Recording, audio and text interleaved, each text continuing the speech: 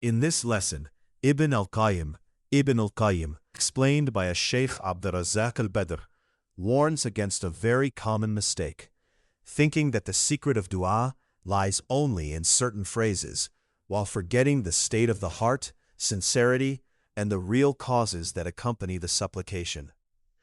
He mentions the example of a man who made dua in a moment of real hardship, with full sincerity and turning to Allah subhanahu wa ta'ala, or who had righteous deeds in his past, and Allah answered his dua as a form of gratitude for those deeds. People then come after him, repeat the same words, and assume that the power is in the formula itself, ignoring everything that surrounded that dua. Ibn al-Qayyim compares this to medicine. One person takes a remedy at the right time, in the right amount, in the right way, and benefits greatly from it. Another person simply copies him, taking the same medicine without considering dosage, timing, or his own condition, and then wonders why he does not get the same result. Likewise, dua is only truly effective when the supplication itself is sound, the heart is present, and the conditions of acceptance are fulfilled. The Sheikh also mentions the case of someone who makes dua near a grave while being in severe distress and deep need. Allah may answer his dua, and ignorant people think that the secret lies in the grave. In reality, the secret lies in his idrar, his ikhlas, and sadaq in turning to Allah Azza wa Jal.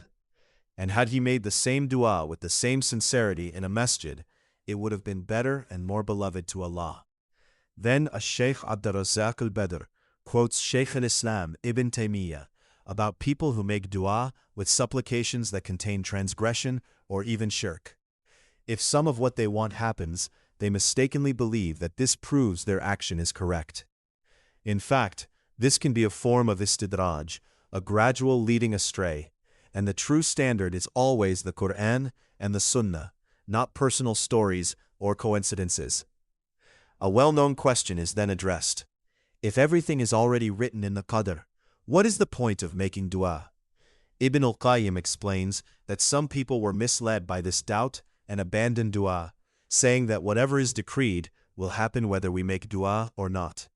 He shows that if this logic were applied consistently, people would abandon eating, drinking, working, and marrying, claiming that whatever is decreed will happen anyway.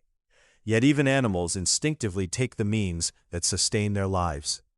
The truth, he says, is that what is decreed along with its causes.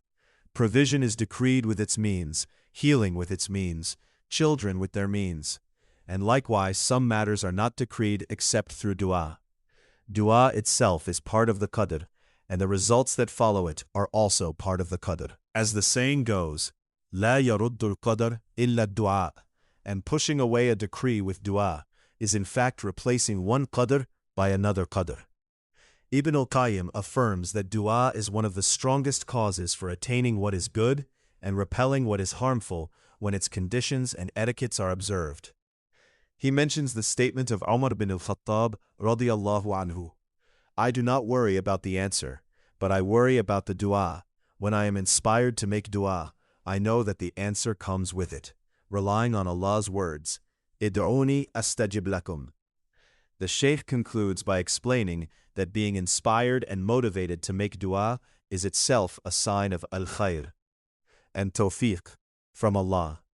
Whoever is deprived of dua is deprived of a great portion of good, because dua is the believer's weapon and the key to many doors of mercy.